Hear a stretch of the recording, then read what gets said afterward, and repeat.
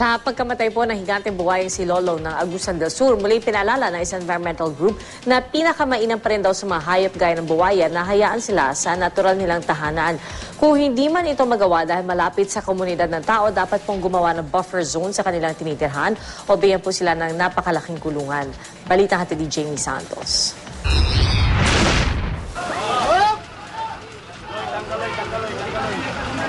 Malaking kawalan daw si Lolong sa Pilipinas dahil nawala sa atin ang titulo bilang may hawak ng pinakamalaking nahuling buwaya.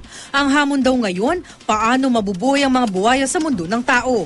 Ayon sa isang environmental group, hindi marunong kumilala ang mga buwaya. Ang importante lang daw sa mga ito ay mapawi ang gutom.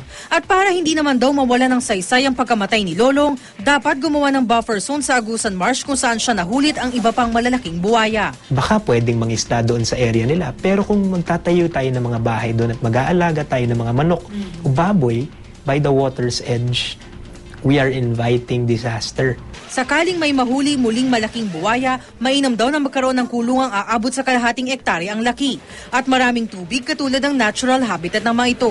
The least that we can do is gayahin kung ano mukha ng habitat niya. Kalahating ektarya na mukhang swamp ang paglalagyan natin. This will increase the chances na kahit na hindi na sila out in the wild where WWF feels they belong, they will at least be allowed a small sense of the past lives that they were living. Pero pinakamainam pa rin daw ay hayaan ng mga buhaya kung saan sila nakatira.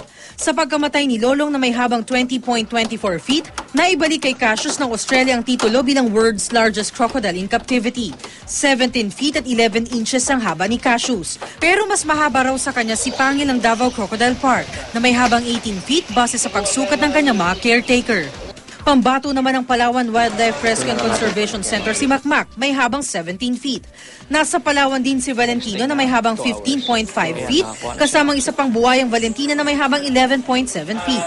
Ang problema hanggang ngayon hindi pa sila nagbe-breed. Hindi namin siya silang pwedeng pagsamahin sa ngayon dahil mukhang may ibang kaligayahan na may ibang ka-date si Valentina sa ngayon dahil po nasa breeding pen siya. And si Valentino, busy naman po siya sa pag-i-entertain ng ating mga bisita. Inoobserbahan naman sa Protected Areas and Wildlife Bureau sa Quezon City ang buwayang si Indana na nahuli sa Sulu. Gumagaling na raw ang mga sugat nito pero 3 buwan mula nang mahuli ay hindi pa rin ito kumakain. Ina-offeran siya ng iba't ibang food pero so far hindi pa siya nag-feed. Plano na raw ng PAOB na isailalim sa blood testing si Indanan para malaman kung bakit hindi ito kumakain. Jamie Santos, GMA News.